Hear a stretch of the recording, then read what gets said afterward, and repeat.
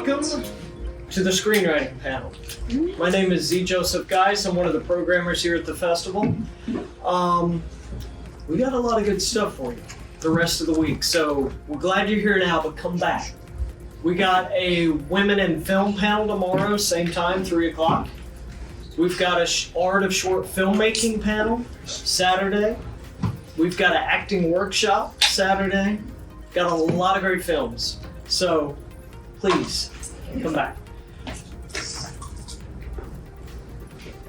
When you sit down in a dark theater and the images come up in front of you, and you start to feel, you start to experience, somebody at some point sat somewhere alone in a room and spent a lot of hours creating what you see before the actors came. Usually, a lot of times, unless they're directing it themselves, before the director even came. And these people hardly ever get the credit that they deserve. And I'm talking about, these are some of them right back here. The screenwriters create the magic that you ultimately end up seeing on the screen. We've got Kelly, we've got Curtis, we've got Frank, and we've got Sasha.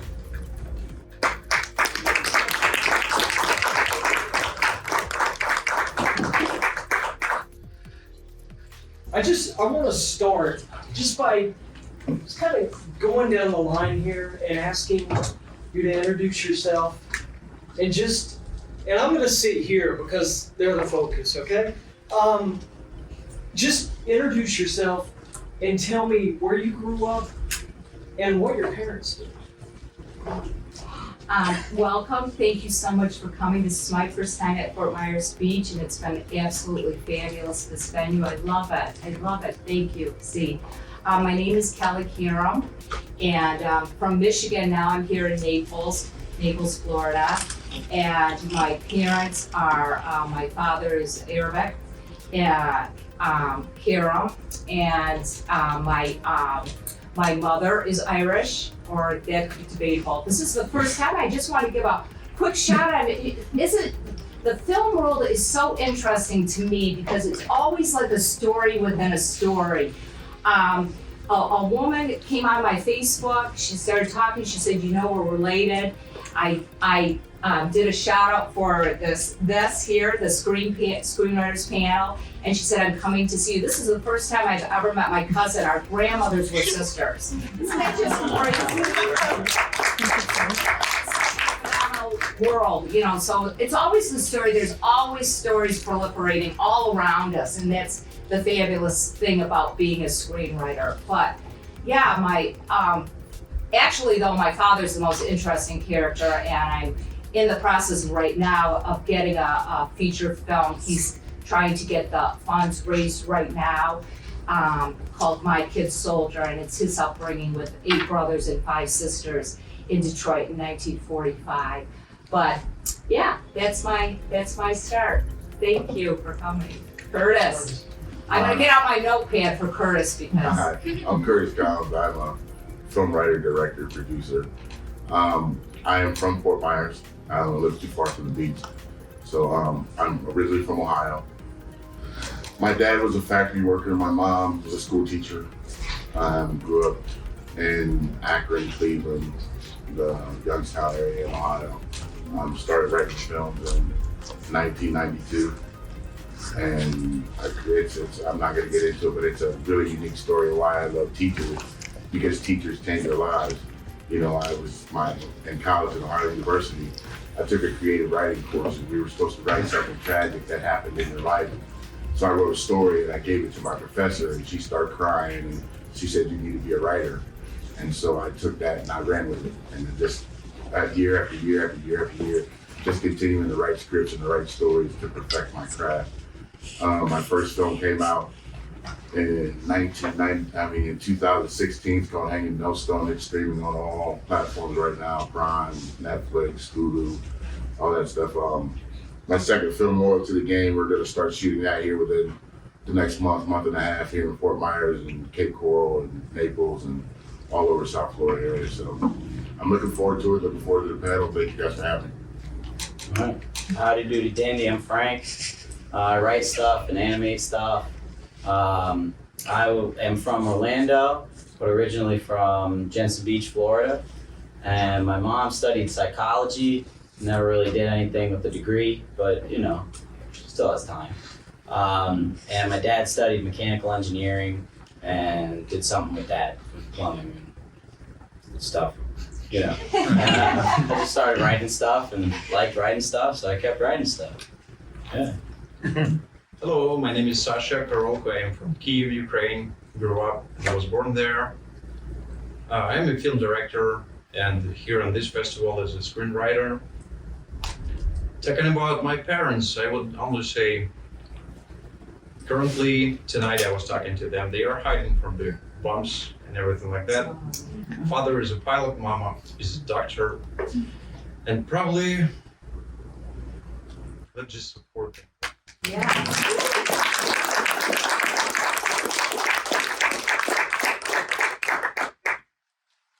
It's always fascinating to hear what your parents did and how you got into film and how you started writing. What was that first moment or that first spark where you were like, I've got to write a movie? How did you get there? Well, I started later. I started in my third act after 50 in the writing field, and we were doing my 40-year high school reunion came up, and so I found my old yearbook, and it was someone had wrote a beautiful sentiment from Mark, and I was always there. Someday when you reach for this yearbook and dust it off, you'll remember a guy by the name of Mark, and I was like, who the hell's Mark? And because I was like, I got Freak of the Year in high school. I was the one that skipped the senior year, didn't like anybody, was very introverted. I was like, oh, I had a boyfriend, I didn't even know it in high school. And so they said, go on Facebook, find this Mark. So I went on Facebook and I took a picture of this sentiment in my yearbook, and I said, I'm trying to find Mark. Well, it just mushroomed. Everybody the people there wanted to know who is Mark. So I thought, boy, this is a great story, finding my Mark, right? I mean, so that's how it started with me. It was my first screenplay became Finding My Mark. Wow. Yeah. It's kind of fun. Did you find it? It's so sad because there were so many marks, and that's the irony of really of the story. And I never found him. I did have a really good friend that I met that became Mark, and I thought it was him, and I thought this must be the love of my life, but he swore up and down that he wasn't my Mark, and he ended up dying, but no, I never found out who that Mark was. And it's kind of sad, isn't it? When you really think about it. Someone loved me out there. There's still time. You're still time. All right. Yeah. Well, with my writing, it became in college. But after I had written X amount of scripts and films, Quentin Tarantino. Actually, I wanted to go to film school. I wanted to do all this, and I listened to what he said. He said, if you want to be a filmmaker, save your money that you're going to put into film school and make a movie. Yeah. And that's what I did. So I went out, never was stood behind the camera, never did anything, and I did it all myself. I wrote it, directed, produced it, executive produced it. I did everything for I won. It started out as a short. I entered it in 2016 in this film festival as a short and won Best Overall Short Film and Audience Choice Award. And then I decided that I'm just gonna make it a feature film. I was in a van, I was in a car one day and I had my daughter, I think she was probably maybe 4 years old. And I left her in the car and went into the store. We all do it. Left her in the car, went in the store, came back, and there was a white van sitting next to my car. And then my creative just started working and the story just unfolded. Like, what would you do if your daughter wasn't, if your daughter was gone when you came back? Whose fault would it be? Was it my fault for leaving her in the car, or is it the guy's fault for taking my child? And I put 4 different scenarios with mistakes that we make commonly as parents, not meaning to do it, but just the accident of us, losing track of time or doing whatever we're doing, and our children suffer. So that's what the movie called Hanging Millstone is about. It's about the Bible verse, Matthew, whoever causes harm to one of these little ones, may as well tie a millstone about their neck and cast themselves into the deep ocean. That's what the story is about. It's all about missing kids here in Florida because our missing kid rate in Florida is astronomical. I think we did the numbers on it. I think 1 child goes missing every 30 seconds in the state of Florida. So that was my stepping stone. And once I did that film and realized that I can make films and make good films that people want to watch, it was on Amazon Prime for 2 years. And I just signed a deal with Homestead Entertainment, a distributing company, to put it on all streaming networks because it did so good on Amazon. So I'm really happy for that film.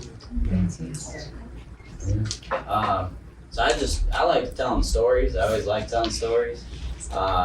So I've in the early years I was trying to write novels, and you usually tap out around chapter 2. You're like, in like high school, I was at a sleepover and we were watching some crappy horror movie, and I was talking shit as I'm known to do, and I was like, "What's up with this third act? Like, I could write a better screenplay than this." And they bet me. It was a bet to write They're like, "I bet you can't even finish a feature screenplay." And so I just started writing out of spite, and then kind of realized that I actually liked it, and I won the bet. I finished the screenplay. It was trash, but the next one was better, and then the next one after that was better. But that's how I got started, was a bet and a spite.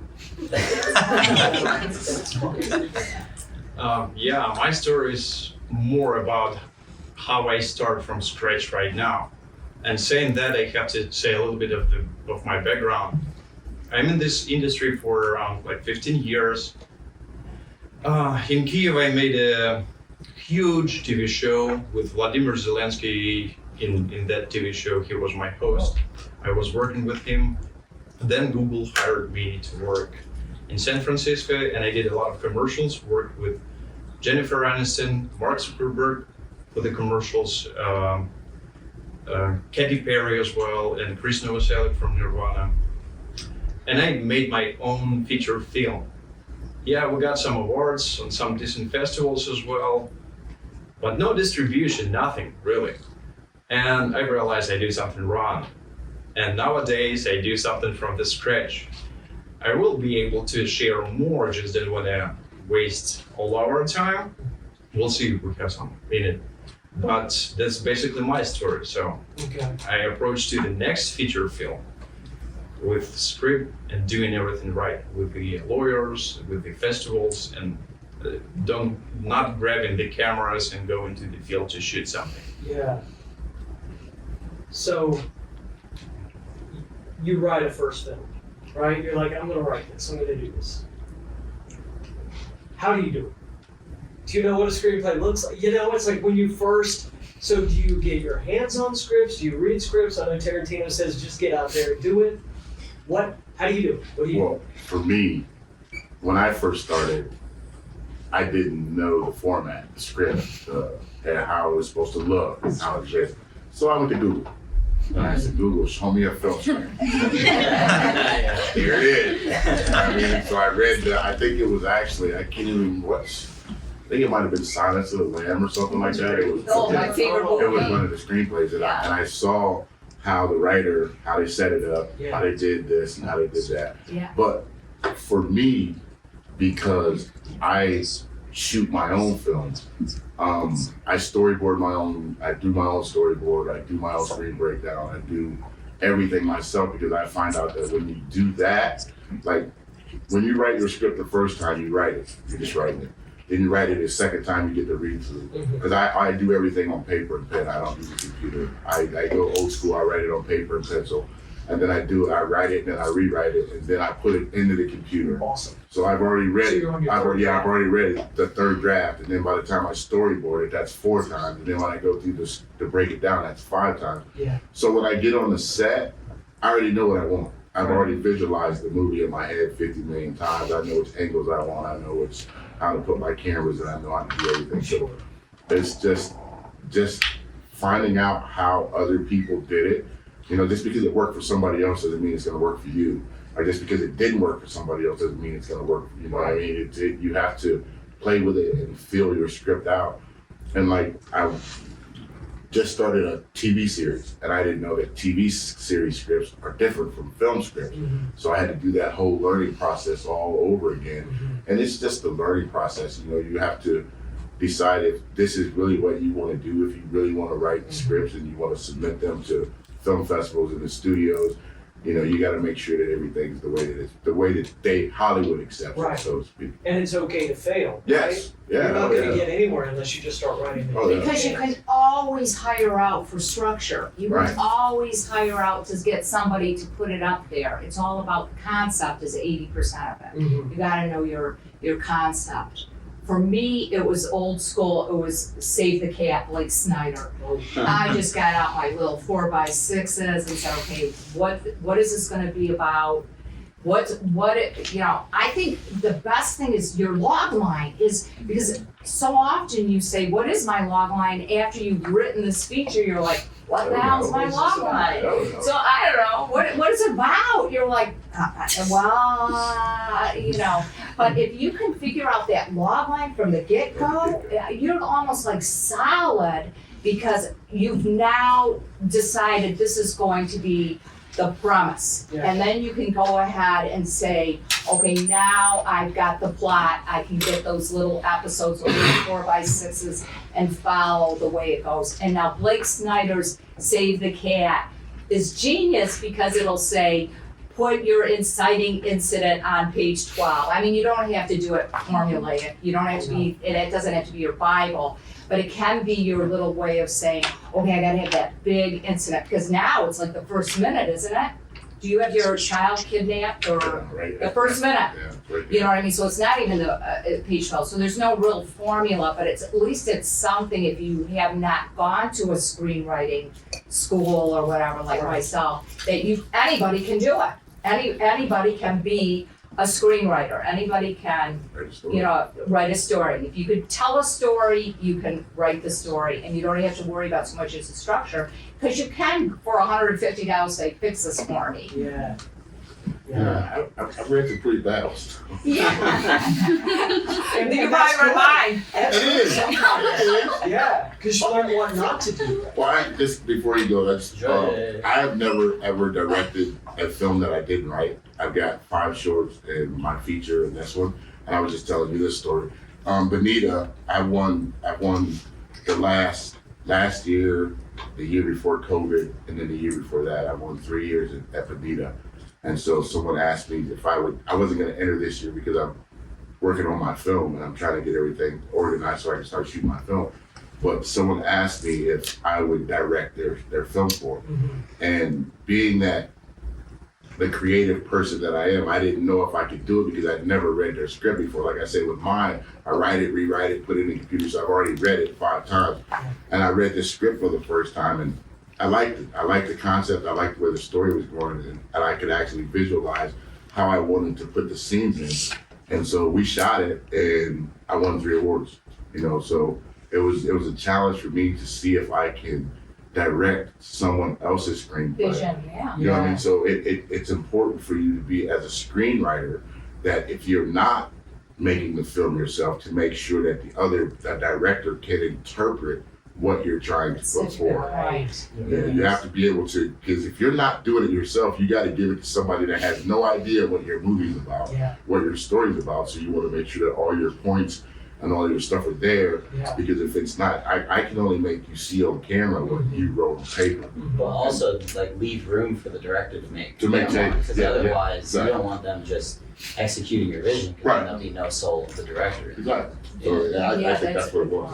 Because they tell you not to put those camera directions in it. And we want to say, okay, now pan up the graveyard. Right. And Actually, with this one, there was no, they just gave me the script and they was like, put your camera directions on it and do whatever you wanted to do. So I went back and storyboarded it. And I think it was like 10 minutes. It's a 10-minute short. So I storyboarded it and saw my shots and saw my angles and gave it to the writer and asked if I portrayed what he thought we wanted to bring on screen, and he liked it. So yeah, his way he communicated to me through his words allowed me to to see his vision a lot more clearly. Yeah. I think that's really important. Yeah. You made me think of another question that's taken away. But how do you deal with, has your vision ever not gone the way, and how do you deal with that? Like that's not what I wrote, and how do you deal with that? How do you process that? You just gotta walk away, let it go. Yeah, you always have to let it breathe. You always, once you write something, you have to set it aside because you think when you're finished, wow, this is so great. The first person who reads this is going to want to produce it. Yeah. And then you're not getting that kind of feedback, and then you re-look at it 6 months later and you say, this is a piece of shit. This is like it needs a total rewrite, or it's going to take a lot more than a few passes at this one, so you go on to something new. Yeah. You gotta write something else. Yeah, I gotta write something else. Like, Finding my mark is out. Like to clear it out of your head so that you can come back as an actual audience member and not as a writer with the structure and the outline and everything in your head. Which is hard though. The subjectivity is so difficult, and especially in this film world, because unless you're hitting all 4 quadrants, let's face it, my Lipstick Posse might be not the same psychological thriller that yours is. So those are things when you write, you should write what you love and what you want to write. But you gotta bear in mind that the commercial marketability of it may not be there, or you might limit yourself.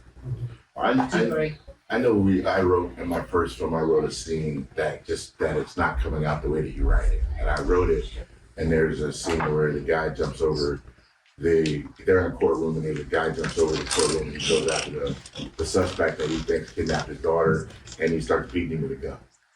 And we shot it like 5 times, and I'm in the monitor, I'm looking at it, I'm like, that's not it. And then for some reason, we just couldn't get the shot right. So I had Collier County Courthouse for 16 hours. I had closed the whole courthouse down, and we were shooting in the Collier County Courthouse for 16 hours. And the actors were tired, and everybody was tired. And I was just so frustrated that I just walked out of the courtroom. And my assistant director, me and him, he went over my storyboards, and he knew exactly what I wanted. And sometimes as a director and a writer, you try to overthink things. You know what I mean? You try to make the shot perfect when you're overthinking. And by me leaving the set and just letting him do it, when I came back and looked at the monitor, he got the shot right.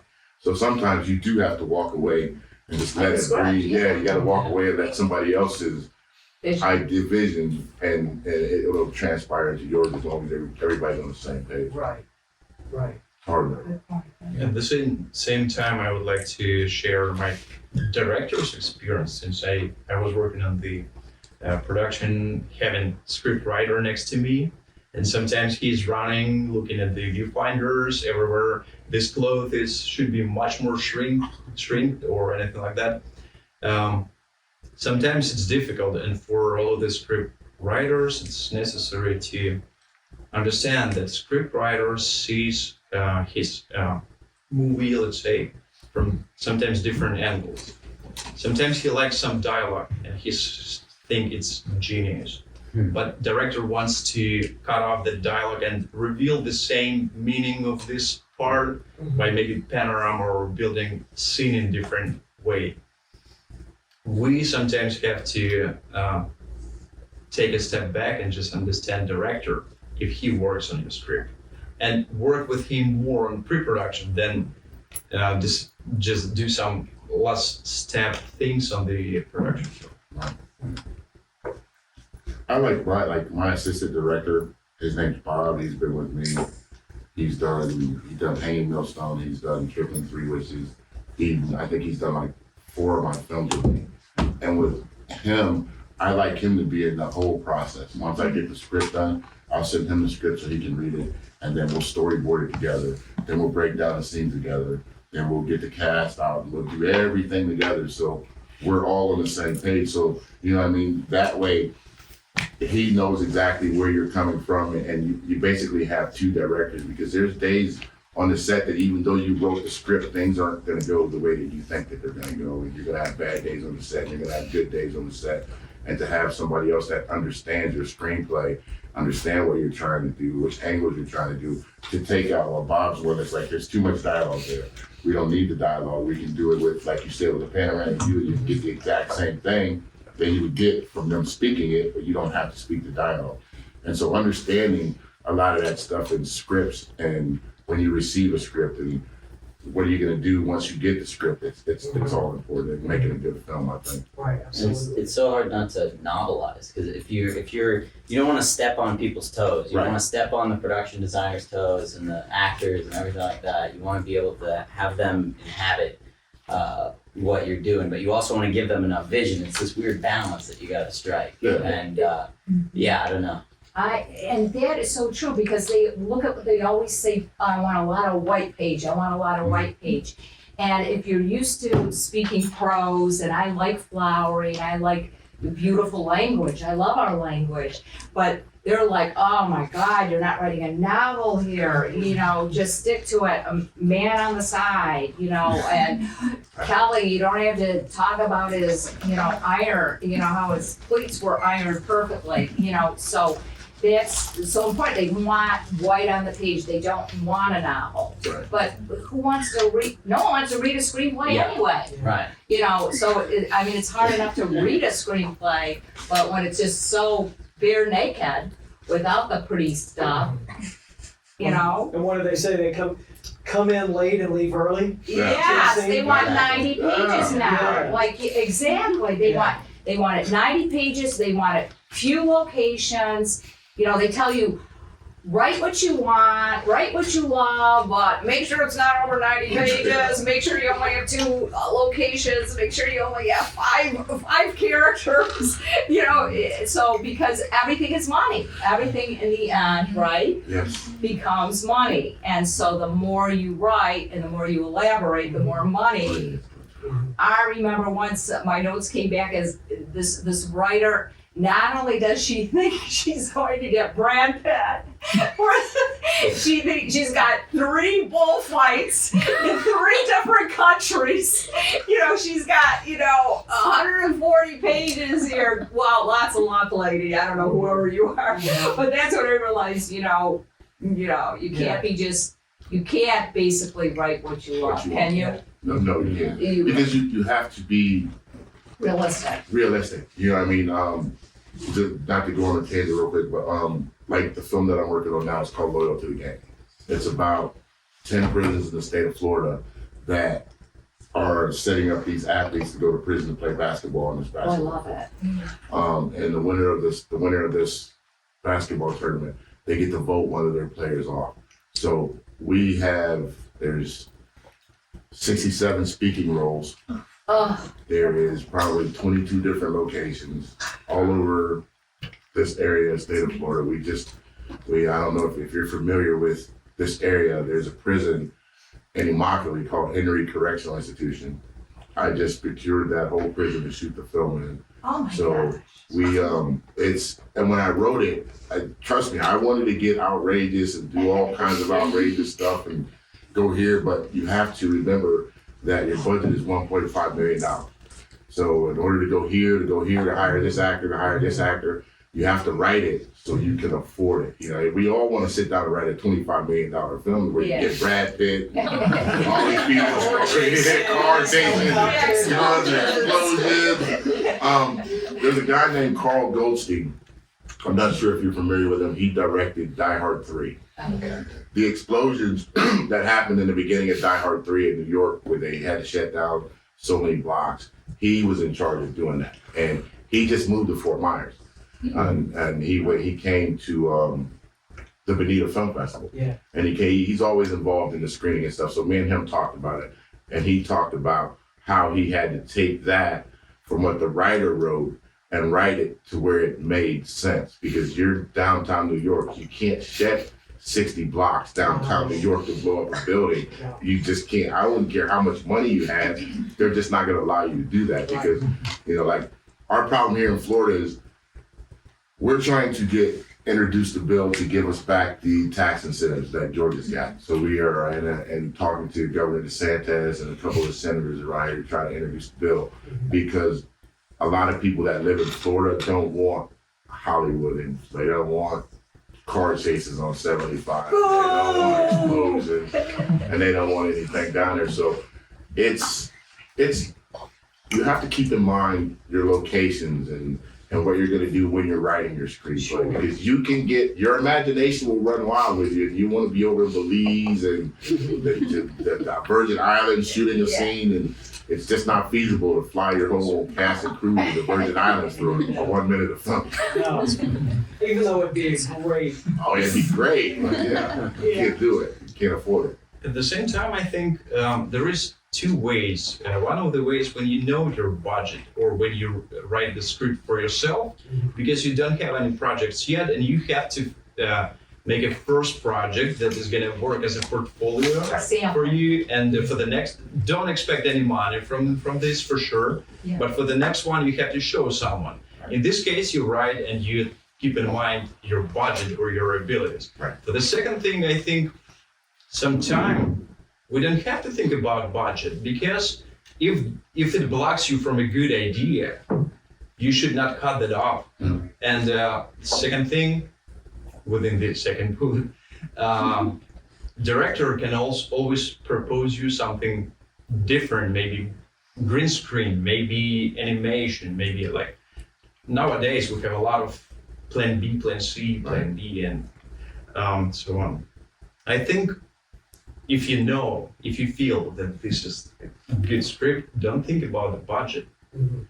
Maybe I'm wrong. There are different ways of. Well, you're absolutely right. I know one of my favorite films is a horror film. It's called The Matrix, and I wanted to shoot this back in like 2000.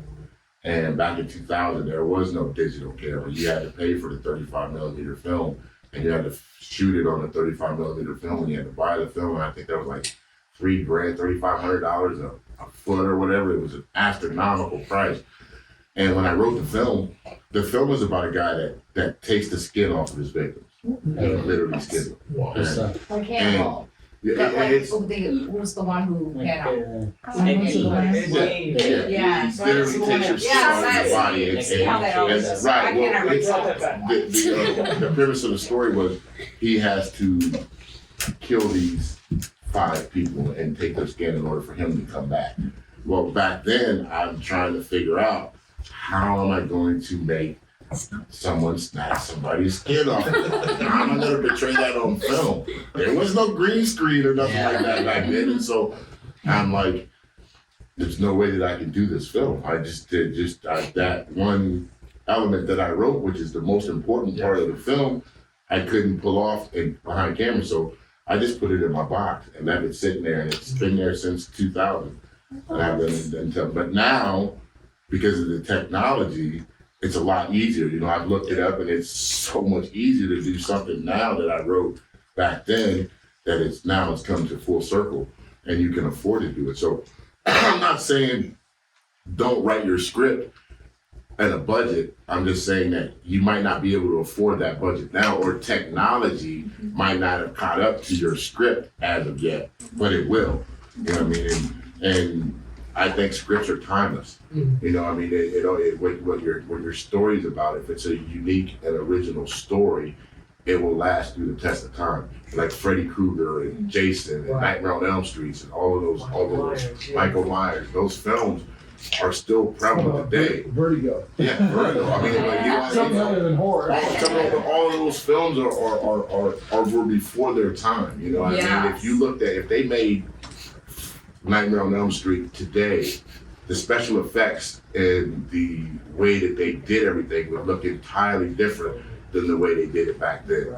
You know, so I mean, just because you write one and you might not be able to afford to do it today, might be able to afford to do it tomorrow. Yeah. Right, you should never apologize. Right. Always be unapologetic about anything that you write. Yeah. Just say, hey, I wrote this and I love it. I love And I don't care that it only fits as a little bit of a segment.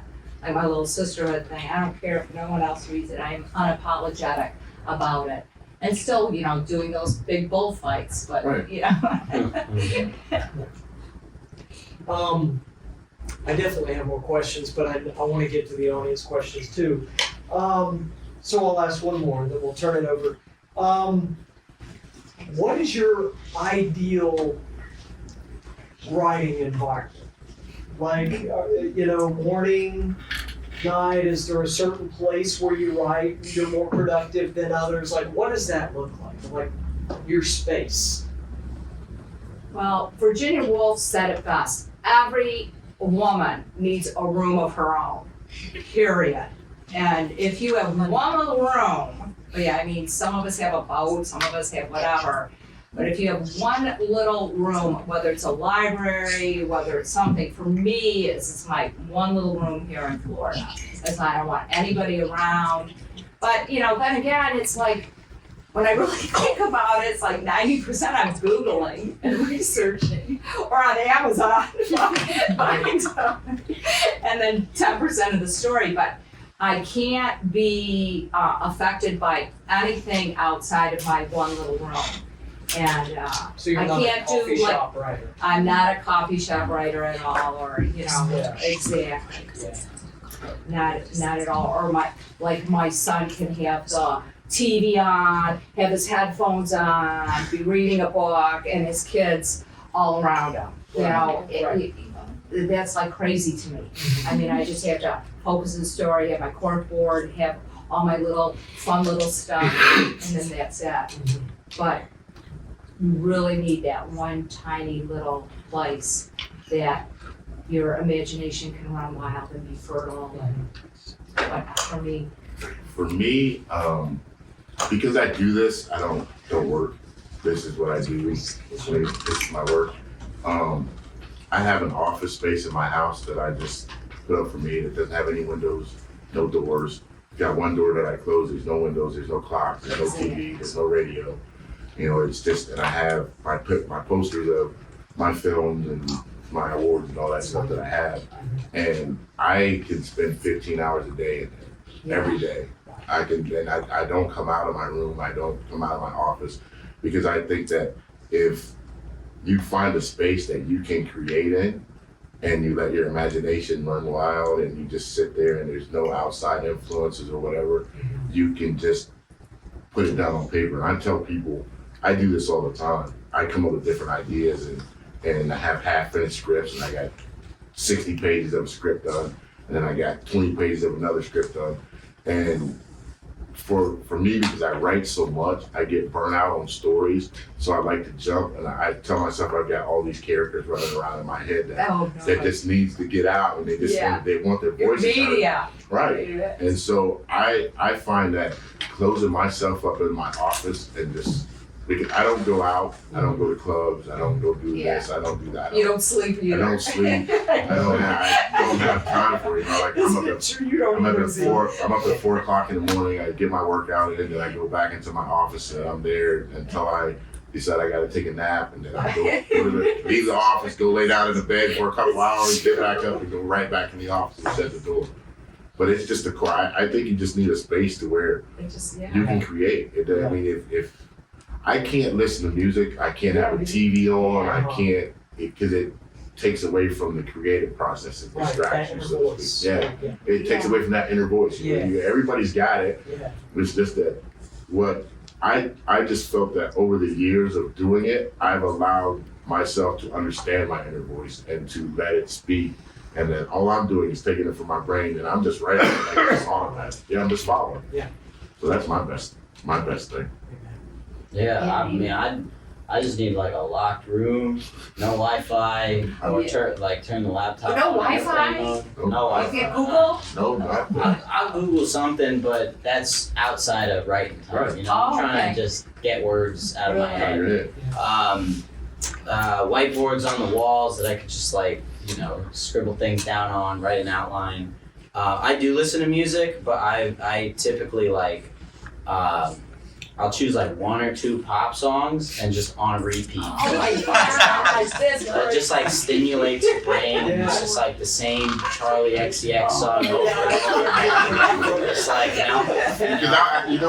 I'll be jamming to the song. I'll forget it while I'm writing. I'll just start jamming to the song. I'm just thinking about it. You play the same song over and over. Oh yeah. Because like it stimulates your brain enough, but then it's just like background noise and it's just like patterns that just kind of like ping your brain. Yeah. And Which songs do you listen to over and over? typically like pop songs, something not too complex. Like? I don't know. Charlie XCX was one of them at one point. Boom, clap. 100 Gex. I don't know. What else if I listen to? You know. Good stuff. I don't know. Maybe like a glass of whiskey next to me. Okay. You know? Yeah. Need a little courage. Yeah, in my case, it's always 2 stages. One stage when you build the plot, when you think about dramatic things, like arches, main arch of the story, arch of the characters. It can get to you from when you drive, when you're in store, when you walk in the park. And I try to collect as much as possible drops on things like these, on sometimes an audio recorder. And then I sit down next to computer. Yeah, in that case, I prefer to have my computer, clean table. I'm the person who usually wakes up at 5 a.m. or 6 a.m. and work on that, on your business things. But when I write the script, when I feel the text between the blocks of the plan, I usually start around like 11 p.m. and at 4 a.m. or something like that. That time is my time when I have some creative things. Gotcha. Thank you. Anybody got any questions? Yes, ma'am. I heard you referred to green screen. What is green screen? Green screen allows you to be places that you're really not. Like nowadays, green screen has become so widely used in film that you can film a scene to make it look like you're in Amsterdam, but you're not. I'll give you an example. And this movie that we're doing now, I am actually with a green screen expert, and he's coming to map out. We're going to use her Torino for the basketball scenes in this movie. And to fill her Torino, to pay extras, you got to pay extras $10 an hour and whatever. And I'm going to need like 20,000 extras. I think it holds like 20,000 people. And I don't have that in my budget to do that. So what we're going to do is how he explained it to me was we'll hire 100 actors and we will sit 100 actors here and we'll green screen everything else. And then you have the actors and you film that there and then you just plot the actors. And so it makes it look like the entire arena. Bring in the arena. Everybody's in the arena. It's a lot cheaper. It's a lot faster way to do it. Like when you see most of your action shots in Lord of the Rings or stuff like that, that's mostly all green screen. I think they did that in Braveheart. And Braveheart too, yeah. Yeah, they did the battlefield. Oh, wow. Exactly. But it's kind of cool once you talk to the experts and see how, because I don't never work with green screen, so I don't know how it works. And I talked to a producer he's out of Miami, I think he is, and I got his price and quoted his price and what it would take for me to map out all that stuff. And when you're shooting it, you still have to shoot in sequence because you're shooting here to where there is no audience, and then you're gonna shoot here where there is an audience. So it's kind of tricky with playing with the cameras and your angles and everything else to make it seem like this person is not looking exactly like that person. You might want them to change clothes in between scenes or whatever. So. Interesting. And it's not only about to replace the background. Sometimes you can have a green costume, and to cut off that person from the screen. Also, I had an experience. We covered the bench over here, and we had to shoot the scene of a man who has no legs. No legs. Yeah. Did you see Forrest Gump? Lieutenant Dan. Lieutenant Dan. He has legs in the whole That's movie. a great example. He's got legs in the whole movie, but through the whole movie you don't see because he's wearing green. And on a film set, most people won't let you wear green because green interferes with the color and editing and stuff like that. So that's why it's green screen. Okay. Thank you so much. Questions? Hi. I think this is like a two-part question. And this is kind of a generalization, but the people that are probably the most vulnerable psychologically in these types of projects are the actors and the screenwriters, because there's a lot of horror stories about method acting and about just, sinking too deep into something that's stirring up a lot of emotions. And when you mentioned, writing based on the anxiety you had over something happening to your daughter. In therapy they tell you a lot, like not to novelize, not to attach stories to feelings, and that's something that you're doing for a living. Right. So I wonder how much it takes to protect yourself from constantly trying to come up with stories. And then the other side of that would be, how do you protect yourself from imposter syndrome's got to be kind of a culprit as well, because you're always trying to write from perspectives that are outside of your own perspective. Interesting. So if you want to take either side of that question, or just one, or tell me your favorite color, I don't care. I'm impressed by all I of it. forgot the first part of this thing. Well, I'll take the first part of it. I like yellow. I like to write with feelings. I want my audience to feel a certain way. And so I know with the dialogue and the things you say or the situations you put your character in, it's gonna make you feel like there's a scene in the movie where a young girl, I think she's like 23 years old, she's married, very successful, she's got a little baby. And she has a interview in the morning to where she's getting ready to become a partner in this law firm. She's the youngest lawyer in this law firm.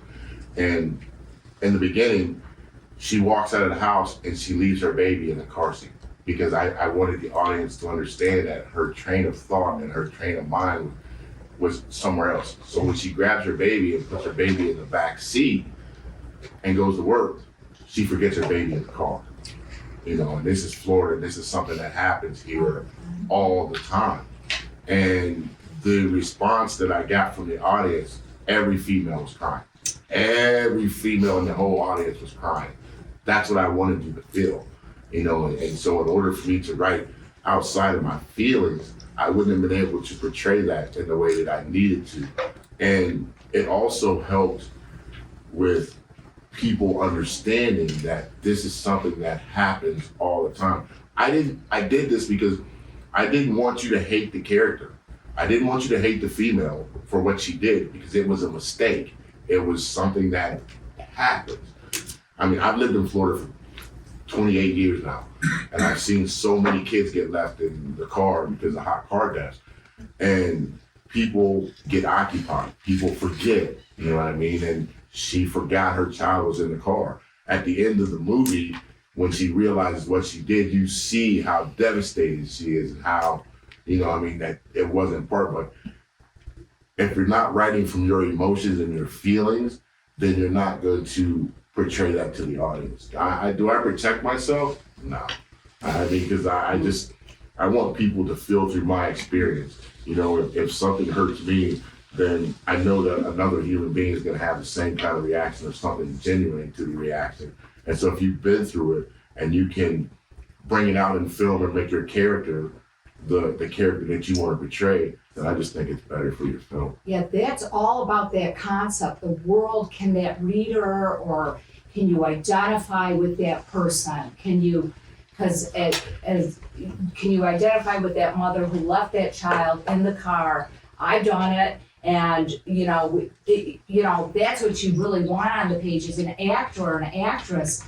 That's what you want to demonstrate, is those feelings. You got to I'm not an actor, but reach way down deep in the soul. I kind of look at the whole business as like a 3-tiered thing. Like you have your soul is the writing, right? Your soul, you put it all out there.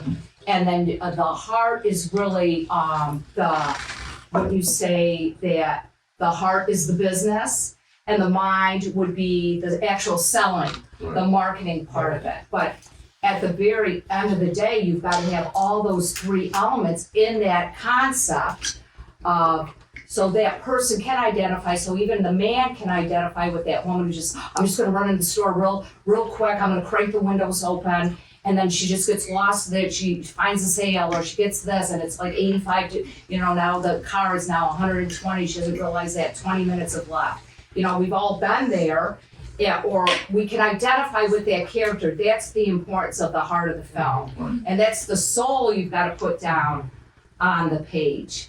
And that actor and actress is the end all, which is the heart of the matter, I would think. And then, you gotta sell the thing. Can I piggyback on that for a second? Just when I talk about translating to the actor, you said, for example, you could not write perfectly pleated pants in your screenplay. And yet that is a character choice that could tell an entire story.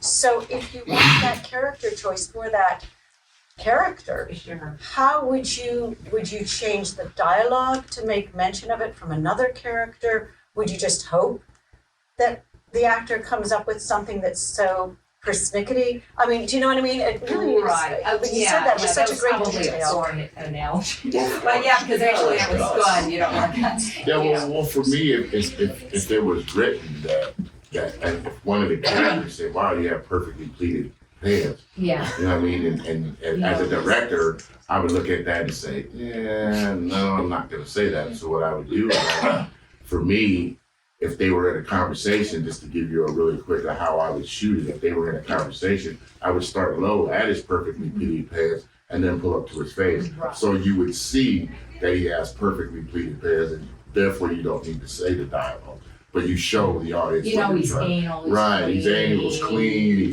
his tie the right way. Looking all for that. Type A. You know what I mean? There's, yeah, exactly. So, I mean, that pleated pant can be a complete instruction of how this person is. It's Right. a pleated pant.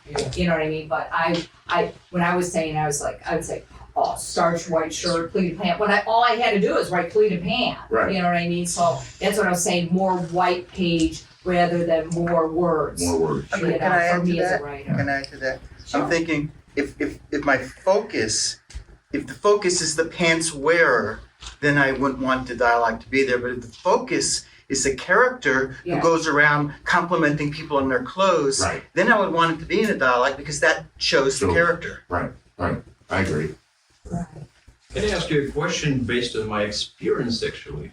This is the question, if we have screenwriters here, the very important, about transition from writing a script and selling the script. I had a conversation with one lady, she is like about 65 years old in Los Angeles.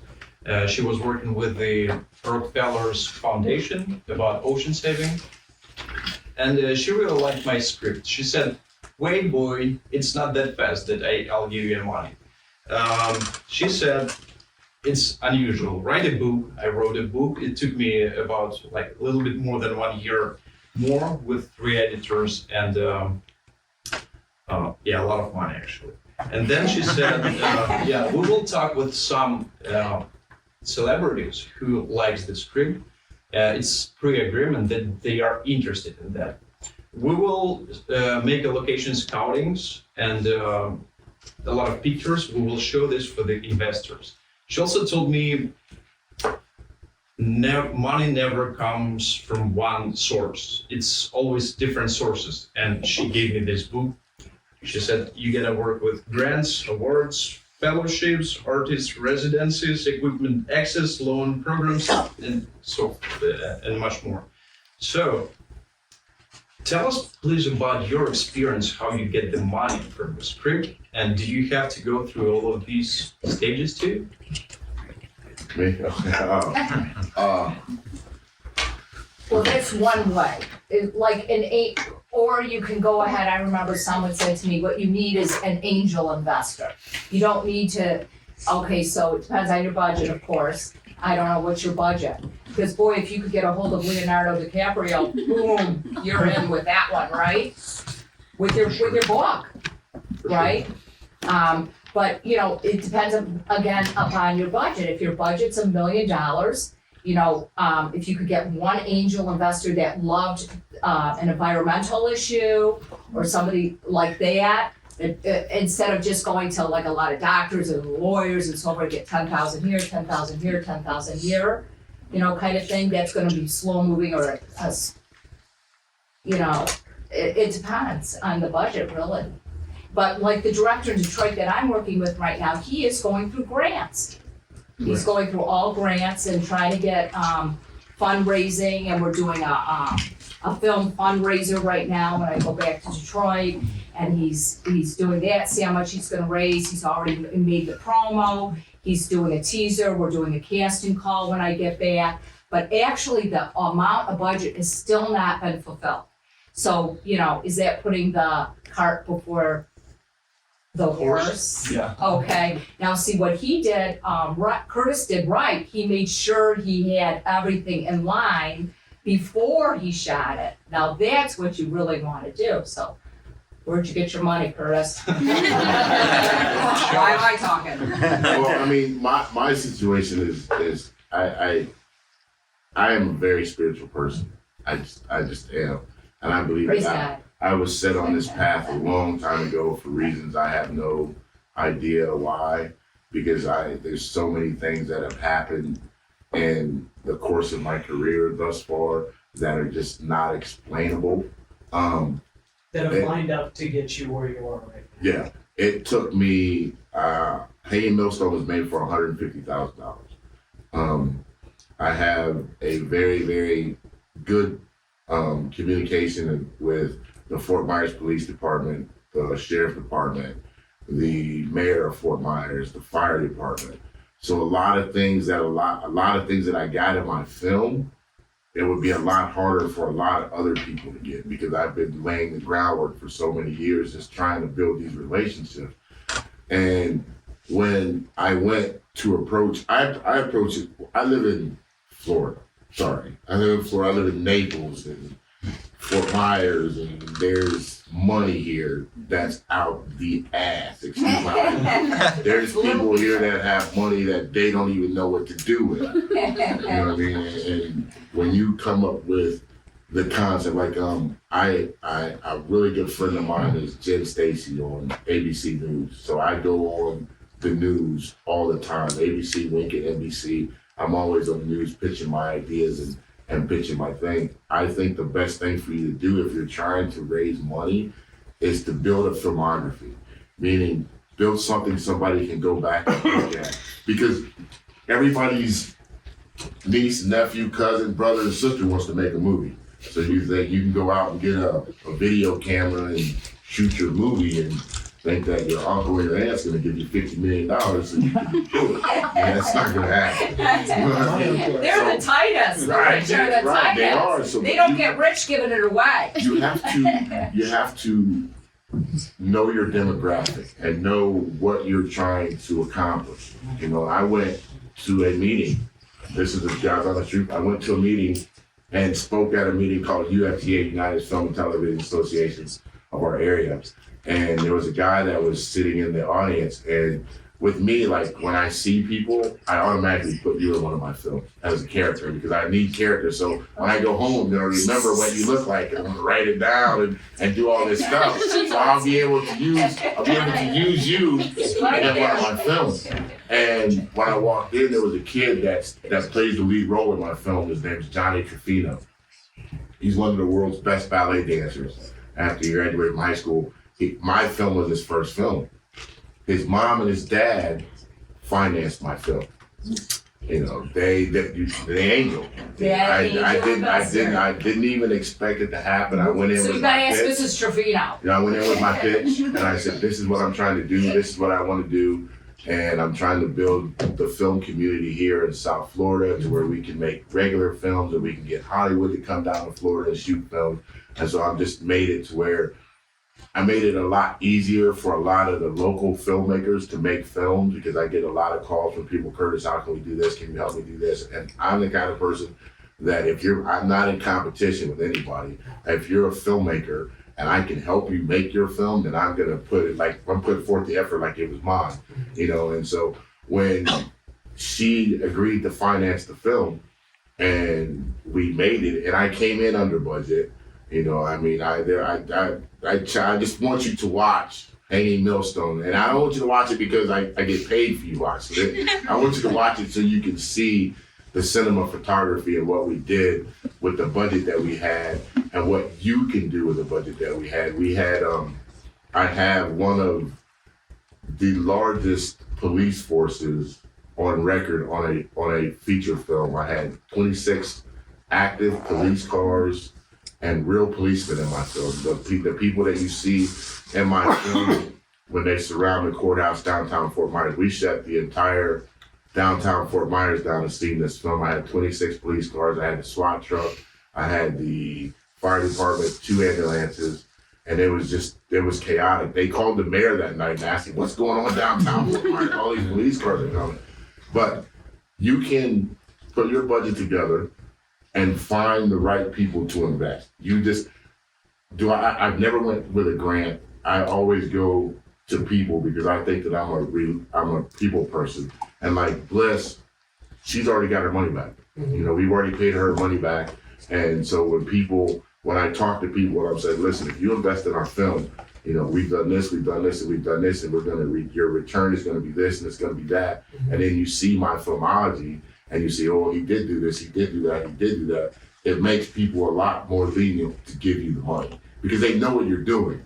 You know, I mean, if you've made a film before, then it's not an easy task. Trust me. I mean, it's very, I'm not discouraging anybody. Please go out and make a film. But it's a challenge, you know, it's stressful, it's frustrating. You've got actors and actresses who don't want to show up to a set. I had an actress that, the girl that left the kid in the car, she was supposed to come to the courtroom scene so I could film her backstory. You know, I mean, I filmed her leaving the kid in the car, so now I have to film the courtroom scene. She didn't show up. Oh my God, like the car. She didn't show up. And so now as a writer and as a director, I'm trying to think, how can I make my film make sense? How can I get out of it? How can I get out of this? What do I have to do? So if you ever watch the movie, there's gonna be a scene to where the killer, the guy you think's a killer, says, "Where is Rebecca?" I had to add that because she didn't show up that day. You mean in Hanging Millstone? Yeah, in Hanging Millstone. I had to add that into that scene that day because I've already paid for the courthouse. I paid for all of this stuff. And people don't understand that as an actor or an actress, well, I know you guys are actors and actresses, I'm usually speaking to them, but when you're a director puts his trust in you and he says, here's a script, this is the part I need you to do. Can you be here on this day? We're gonna schedule everything around you so you can be here, and then you don't show up. We just wasted all that money and you can't get that back.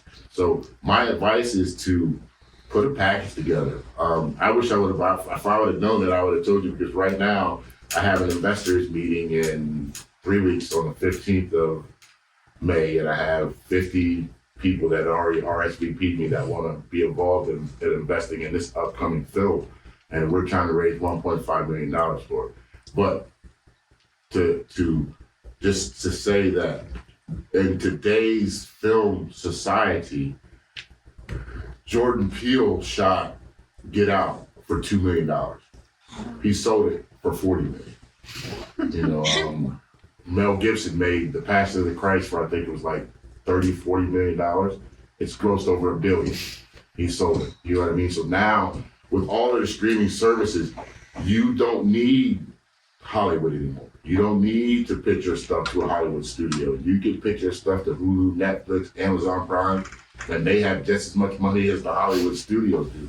And now they're more into buying content from you. So you use that in your pitch as well. Do your research on the pitch that you're saying that we don't have to wait on the studio anymore. You know, Netflix is buying up all the content, so the studios don't have anything anymore. So you don't have to go to the movie theater. They want you to sit at home and watch TV. So if they get all of the good programs that are only on Netflix, you're not going to spend your money to go out to the movie theater. You're going to stay at home. And now it's vice versa with the movie theater now. The movie theaters are seeing, that's why you see that all these movies are starting to come out now. All of this stuff is starting to come out because now it's, the COVID's over and everybody's trying to buy content. Everybody's trying to buy content. So if you can implement that into your speech, into your spiel, it'll give your investor a lot more leeway to give you the money. Now's the time to write. Now's the time to write. It really, Netflix just took the biggest hit from their streaming services,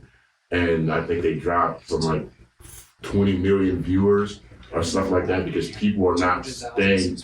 Yeah, you know what I mean? They're not staying at home anymore. They're going out to watch to the movie theaters now. They're going back to the movie theaters now. And they very few people in the movie theater now. Yeah.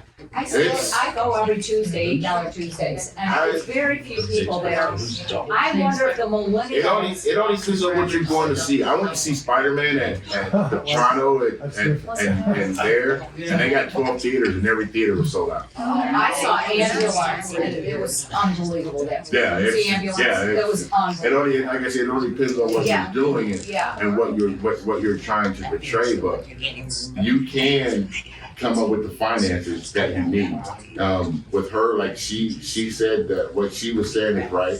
If you package your film, you write it, and now you package it. You have your locations, you have your sets. Let's say, in this movie that I'm trying to get accomplished now, I want Charles S. Dutton to play Nice. the role of the coach. And I know that for $100,000, I can get him, fly him down here, put him up in a hotel room, and get him to shoot 2 days worth of stuff, and then he's gone. You know, he just got a check, and he's got a check for $100,000. Now I have a name on my film, Yeah. and now now when you pitch it to Netflix and HBO and everything, They're that's gonna just buy it. they're gonna buy it. How'd you Yeah, get that him though? How did you Through get? his manager. There is a I can't think of her name. I just got her too. She's an older actress, and I got his name. Remind me. I'll get her name for you.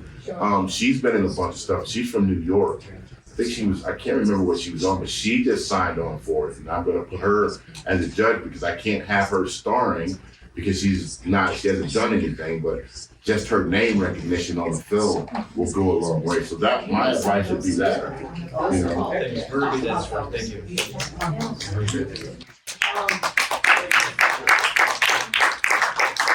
I'm getting the signal that we need to wrap this up. So finally, I want you guys to tell everybody here how they can follow you, how they can keep in touch with you, and also I want you to give one piece of advice for aspiring writers out there, something that Oh, you're so bad. that you wish somebody would have told you. Oh. Anybody can go first. Okay, I'll go I first. like yellow. My name is Curtis Collins. You can follow me on Instagram at Curtis Collins 1428. My Facebook is Kurt Christopher, which is 3 C's. It's my name, my 2 sons.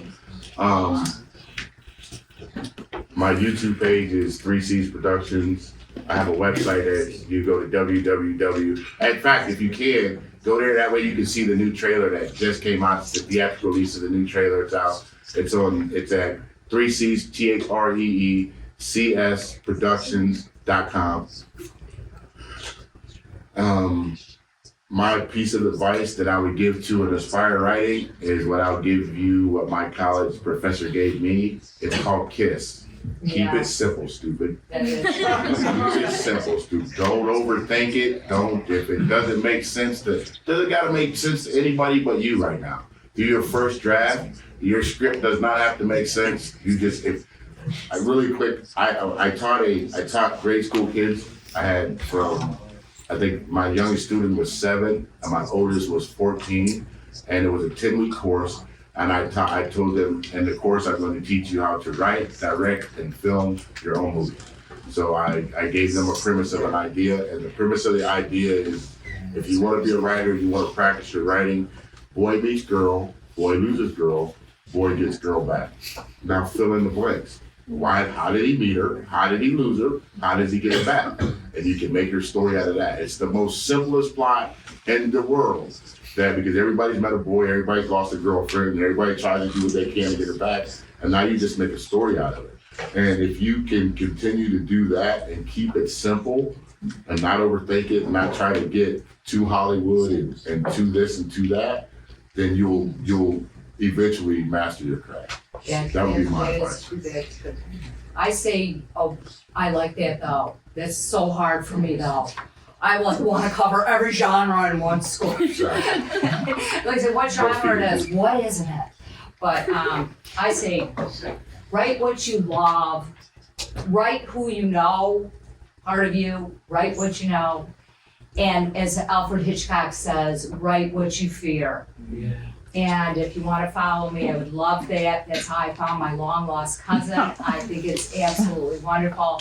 It's I'm not great at social media, but I'm Kelly Jean Karam on Facebook.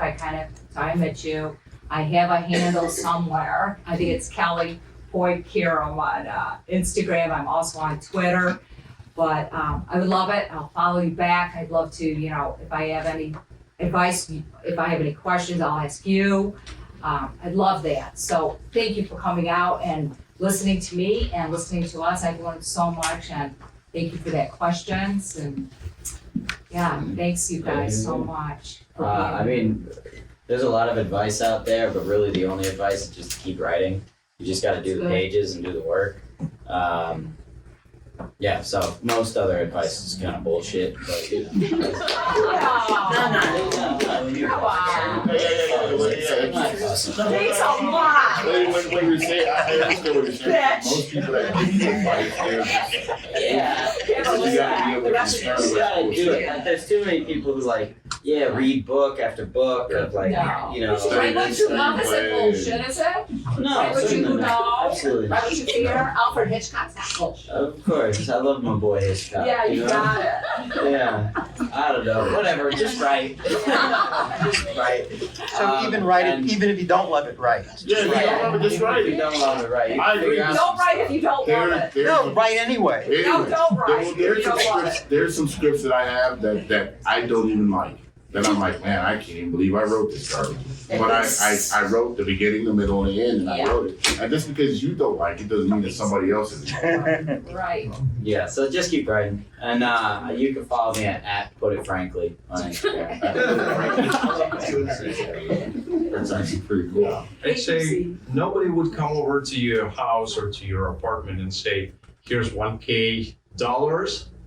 Just go and shoot film. You are so talented. Nobody would do that. Just be proactive. Call, learn about who to call, make it online Zoom talks with people. Be proactive and work. Don't expect to get a lot of money for your first project. Maybe collect some of your money and do something very cheap, but just show your idea and your abilities and build your portfolio. And proactive. If you believe in yourself, you will do that. Yeah. Sasha, how can people find you? On Instagram, Sasha, SASHA, Korolko, KOROLKO. Sasha Korolko. Thank you guys. Thank you, C, so much. Thank you very much. C. Talk about you. What about you? No, we gotta turn these people loose. We're if you have more questions, we will be around. Yes. We'll be outside. Stop us. Thank you so much for coming. Please.